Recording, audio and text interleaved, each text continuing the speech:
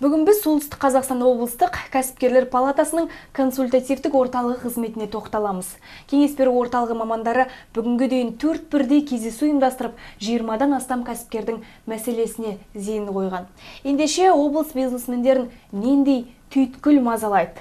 Соған тоқталайық.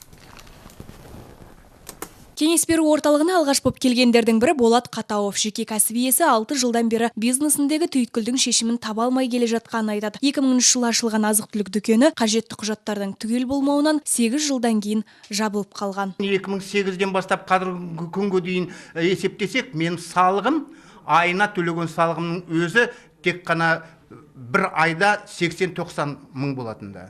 Енді осы уақытқа дейін көтерсек, ол бас кезінде сол істеген.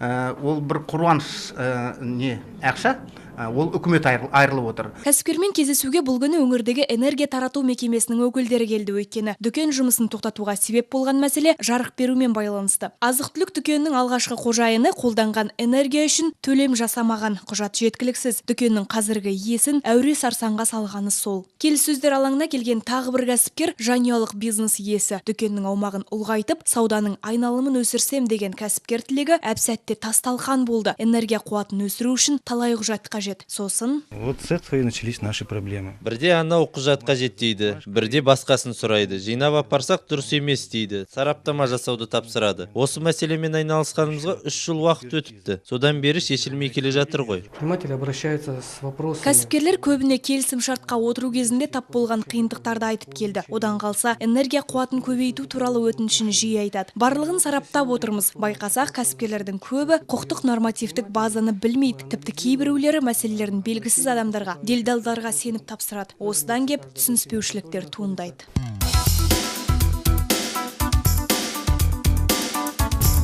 Кәсіпкерлермен кездесуге арнайы келген Севказэнерго мекемесінің мамандары бұл күні бизнесмендердің барлық өтініш тілегін тыңдады. Жарық беру мекемесі қызметкерлері ұлттық палата сарапшыларымен бірге бұл мәселелер шешімін тапқанға дейін жұмыстана беруге уәде етті.